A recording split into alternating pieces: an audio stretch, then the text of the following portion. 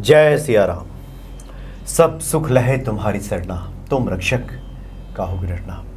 हमारे धर्म में गौ और गंगा का बड़ा महत्व है। गंगा पूजन का एक विशेष तिथि काफ़ी नज़दीक है, गंगा दशहरा, जिस दिन पतित पावनी माँ गंगा इस धरा पे अवतरित हुई थी। उस दिन का बड़ा ही विशेष महत्व है। उस दिन गंगा स्नान का, दान पुण्य का कुछ ऐसे उपाय जो आप करेंगे तो निश्चित तौर पे जो हमारे जाने अनजाने में जो पाप कर्म हो जाते हैं उससे भी छुटकारा मिलता है और पतित पावनी माँ गंगा का आशीर्वाद प्राप्त होता है और जीवन हमारा मंगलमय बनता है। और इन्हीं सब बातों के बारे में आज जानकारी देंगे ज्योतिषाचार्य आशीष कुमार जी। स्वागत है आपका। जय सिया राम। तो बड़ा ही ये शुभ मौका आ रहा है, हम चाहेंगे कि भक्तों को आप विस्तार से बताएं कि गंगा दशहरा कब है, शुभ मुहूर्त क्या है और किस प्रकार से भक्त माँ गंगा की आराधना करें। जी देखिए, वैसे तो आपने दर्शकों को इशारा कर ही दिया है कि आज हम बात करने वाले हैं गंगा दशहरा के ऊपर। और आप सभी जानते हैं कि गंगा जल कितना शुभ बताया गया है, गंगा जल की हमारे हिंदू धर्म में कितनी बड़ी महिमा है। आज हम बात करेंगे कि गंगा दशहरा की क्या महिमा है, ये क्यों मनाया जाता है। उसके बाद में हम बात करेंगे कि किस दिन मनाया जाएगा और क्या इसका शुभ मुहूर्त है। फिर हम बात करेंगे कि इस दिन क्या ख़ास या विशेष हम करें जिसको करने से व्यक्ति पापों से मुक्त हो जाएगा और शुभ और पुण्य फल की उसको प्राप्ति होगी। मानसिक शांति के साथ साथ उसको एक जो हमारे जीवन में शुभता आती है वो आती हुई भी प्रतीत होगी। तो सबसे पहले बात कर लेते हैं, जैसा कि मैं अभी आपके सामने जिक्र कर रहा था कि गंगा जल हिंदू धर्म में बहुत शुभ बताया गया है और गंगा जल का प्रयोग हम विशेषकर किसी भी प्रकार की पूजा पाठ जप यज्ञ हम सभी में करते हैं और गंगा जल के बिना कोई भी कार्य हमारा पूर्ण नहीं माना जाता। हम गंगा जल का प्रयोग करते हैं तो वो कार्य हमारा शुभ हो जाता है, मंगलकारी हो जाता है। जी हाँ, बिल्कुल। प्रथम संस्कार से लेकर आखिरी संस्कार तक जी जितने संस्कार हैं मनुष्य के, सब में गंगा जल की महत्ता है। बिल्कुल। अब देखिए, शुक्ल पक्ष की ज्येष्ठ माह की दशमी तिथि को गंगा दशहरा मनाया जाता है और कहा जाता है कि इसी दिन ऋषि भगीरथ स्वर्गलोक से गंगा को पृथ्वी पर लाए थे। इसी दिन माँ गंगा स्वर्गलोक से पृथ्वी पर, धरती पर अवतरित हुई थी और ऋषि भगीरथ अपने पूर्वजों के उद्धार के लिए ही माँ गंगा को स्वर्गलोक से धरती पर लेकर के आए थे। और गंगा भवतारिणी है, तो इस दिन गंगा स्नान का विशेष महत्व है। यदि इस दिन व्यक्ति गंगा स्नान करता है तो उसके 3 प्रकार के पापों से उसको मुक्ति मिल जाती है। अच्छा। और ये 3 प्रकार के जो पाप होते हैं ये हम 3 पार्ट में यदि डिवाइड कर दें तो दैहिक दैविक वाचिक और मानसिक। इसमें से जो 3 प्रकार के हैं वो दैहिक दैविक हैं और जो 4 प्रकार के होते हैं वो हमारे वाचिक होते हैं, जो हम अपने वचनों से यदि किसी को जाने अनजाने कोई अपशब्द बोल देते हैं और वो उनको कटुक लगते हैं, अच्छे नहीं लगते, हमारी वाणी से उनको अच्छा नहीं लगता, वो वाचिक। और मानसिक, यदि व्यक्ति अपने मन से किसी के बारे में भी गलत सोच लेता है या उसके प्रति गलत भावना व्यक्ति के मन में आ जाती है, वो मानसिक। तो 3 आपको बताए, दैहिक दैविक और 4 वाचिक और 3 मानसिक। 10 प्रकार के पापों से 3 प्रकार के ये हो गए, इसमें 3, 4 और 3 प्रकार और हो गए। टोटल मिलाकर के व्यक्ति इन सभी पापों से मुक्त हो जाता है।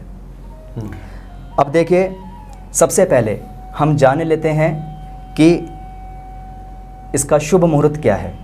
तो देखिए, ज्येष्ठ माह के शुक्ल पक्ष की दशमी तिथि को मनाया जाता है। दशमी तिथि की जो शुरुआत है वो 29 मई दिन मंगलवार से 29 मई दिन सोमवार से 11:49 पर रात्रि में हो जाएगी, जो कि 30 तारीख दिन मंगलवार को 1:07 शाम तक रहेगी, यानी पूरे दिन दशमी तिथि रहेगी शाम तक। अब इसमें देखिए जो सूर्योदय का समय रहेगा वो 5:24 AM से सूर्य स्टार्ट हो जाएगा, और जो सूर्यास्त का समय रहेगा वो 7:13 PM तक रहेगा। ब्रह्म मुहूर्त की शुरुआत 4:03 से हो जाएगी, जो कि 4:43 तक रहेगा। और इस दिन विशेष रूप से सिद्धि योग भी हमें प्राप्त हो रहा है। इसलिए जो भी हम कार्य करेंगे और जो हमें करना चाहिए वो इसलिए भी करना चाहिए क्योंकि इस दिन सिद्धि योग है। जो भी आप अपने पितरों के निमित्त जलदान करते हैं, तर्पण करते हैं, उपाय करते हैं, दान करते हैं, उसका महत्व इस दिन बढ़ जाएगा, क्योंकि सिद्धि योग भी मिल रहा है, जिसका आरंभ 9:01 PM से 29 तारीख के 30 तारीख के 8:55 PM तक रहेगा। आइए अब बात कर लेते हैं कि इस दिन हमें क्या करना चाहिए। देखिए, वैसे तो हमारे हिंदू धर्म में गंगा दशहरा का इतना महत्व है कि हम इस दिन पूजा पाठ करते हैं, गंगा स्नान करते हैं, दान पुण्य करते हैं। आपने अभी बताया कि 29 तारीख से शुरुआत होगी जी, तो जो लोग मनाएं वो 30 को मनाएं, 30 मई को ना, 30 मई को आप गंगा दशहरा मनाएं का दिन मंगलवार रहेगा जी। आगे बताइए जी। जी उसके बाद में आपको बताया ही है कि इस दिन स्नान का, ध्यान का, पूजन का, दान का, पुण्य का, हर चीज़ का विशेष महत्व होता है। यदि इस दिन आप स्नान करते हैं, ध्यान करते हैं, दान करते हैं तो उसके पुण्य फलों में वृद्धि हो जाती है। अब कैसे करना है और क्या करना है, आइए इसके ऊपर बात करते हैं। सबसे पहले व्यक्ति को ब्रह्म मुहूर्त में उठना है। मुहूर्त आपको बता दिया है, समय आपको बता दिया है। आप ब्रह्म मुहूर्त में उठें। उठने के बाद में आप जब स्नान के लिए जाएं तो पहले आप अपने नहाने के जल में, बाल्टी में, नहाने के पात्र में आप थोड़ा गंगा जल डालें। उसके बाद में उसमें पानी डालें, उससे स्नान करें। स्नान करने के बाद में सबसे पहले आप सूर्य देव को 10 अंजलि भर के जल दें। इस दिन 10 के नंबर की, 10 के अंक की बड़ी महिमा है, क्योंकि दशमी तिथि है। तो जो भी हम कार्य 10 के रूप में करते हैं, 10 के अंक में करते हैं, उसके हमें कम से कम 10 गुना होकर के फल मिलते हैं। अच्छा, तो 10 अंजलि भर के आप सूर्य देव को अर्पित करें। जो व्यक्ति फ्लैट में रहते हैं और उनके पास में कोई ऐसी व्यवस्था नहीं है कि जो डायरेक्ट जल अर्पित कर सके, वो एक पात्र रख लें। उस पात्र के अंदर 10 अंजलि भर के जल डालें और फिर उस जल को किसी पौधे में डाल दें। उसके बाद में आप अपने घर के मंदिर में एक कलश रखें, उसमें थोड़ा गंगा जल डालें और उसके अंदर फिर उसको पानी से भर लें। और यदि आपके पास में पर्याप्त मात्रा में गंगा जल है तो उसको पूरा गंगा जल से ही भर लें और आप उसको गंगा ही समझिए, माँ गंगा ही समझिए। पतित पावनी माँ गंगा का रूप ही मान करके आप उसको अपने घर के मंदिर में विराजमान कर दीजिए। और फिर आप वही गंध, फूल, अक्षत से उनकी पूजा कीजिए और कम से कम 1 माला जाप। और उस कलश के सामने आप एक घी का दीपक भी लगा दीजिए, धूप लगा दीजिए, गंध, फूल, अक्षत से उनकी पूजा आराधना कीजिए। और कम से कम 1 माला जाप ओम नमो गंगाए विश्व रूपण्ये नारायणे नमो नमः, इस मंत्र का आप कीजिए। और उसके बाद बड़े भाव से, श्रद्धा भाव से माँ गंगा की आरती कीजिए। और जो आपने वो कलश रखा है अपने घर के मंदिर में, यदि आप ये प्रयोग अपने घर में, पहले मैं घर की बात कर रहा हूँ, फिर आपको बताते हैं जो लोग गंगा स्नान के लिए जा रहे हैं वो क्या करें। जब आप इस प्रयोग को अपने घर में कर रहे हैं, इस तरह पूजा घर में कर रहे हैं, तो उस कलश में आप एक पान का पत्ता लें। उस पान के पत्ते पर आप थोड़ा फूल, 1-2 फूल और अक्षत रखें और उस कलश में अंदर डाल दें। और फिर जब आप माँ गंगा की आरती कर लेंगे, उसके बाद उस जल को आप किसी पौधे में अर्पित कर दीजिए। जो लोग गंगा स्नान के लिए जा रहे हैं वो कम से कम 10 डुबकी अपने और अपने परिवार वालों के नाम की माँ गंगा में लगाएं और 10 अंजलि भर के सूर्य देव की तरफ मुख भर करके 10 अंजलि जल कम से कम अर्पित करें। उसके बाद में जैसा कि मैंने बताया है कि कम से कम इस दिन जो है 10 के अंक की बड़ी महिमा है। तो आप 10 प्रकार की चीज़ों से ही जैसे गंध, पुष्प, अक्षत, फूल और 10 प्रकार की विशेष चीज़ों से नैवेद्य का भोग लगाएं। 10 प्रकार की विशेष चीज़ों से माँ गंगा का पूजन करें और जो मंत्र आपको बताया है, इस मंत्र का जाप आप गंगा के किनारे, गंगा के तट पर बैठ करके करें। माँ गंगा की आरती करें और स्नान ध्यान भी करें। आपने स्नान तो हो गया, आप ध्यान भी कर सकते हैं। कम से कम गंगा के किनारे बैठ करके आप ये सभी चीज़ करने के बाद 11 मिनट का ध्यान कीजिए, आपको मानसिक शांति बहुत मिलेगी। उसके बाद में आप जो है, मैं आपको ये भी बता देता हूँ कि जो व्यक्ति इस दिन गंगा स्नान करते हैं उनको अपने ग्रहों द्वारा हो रही पीड़ा से भी मुक्ति मिल जाती है। और विशेषकर सिद्धि योग है इस दिन, यदि हम इन सारे कार्यों को कर लेते हैं तो व्यक्ति को मानसिक शांति तो मिलती ही है, साथ में जो ग्रह द्वारा उनको पीड़ा हो रही है उससे भी व्यक्ति मुक्त हो जाता है।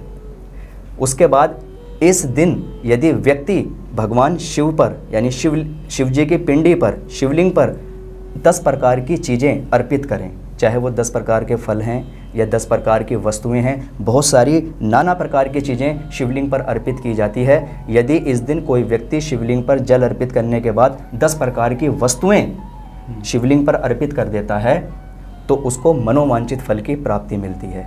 और साथ में बैठ करके कोई भी शिव जी के मंत्र का जाप कर लें, ओम सोम सोमाय नमः, ओम नमः शिवाय या नमः शिवाय या फिर श्री शिवाय नमस्तुभ्यम, ओम सोम सोमेश्वराय नमः, किसी भी मंत्र का आप जाप कर लें तो आपका मनोरथ भी पूर्ण होता है और आपके जीवन में भी जो है, आपका जीवन भी जो है वो सुखमय बनता है। आपके जीवन से भी दरिद्रता का नाश होता है।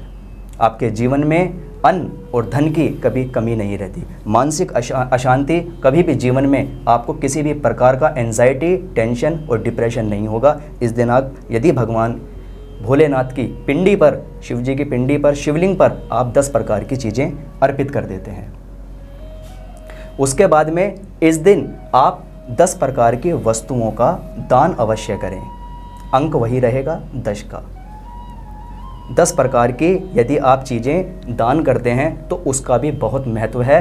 आप 10 प्रकार की चीज़ें दान करेंगे और 10 गुना रिजल्ट आपको ही वापस मिलने वाला है। इसलिए 10 प्रकार की चीज़ें अवश्य आप दान करें।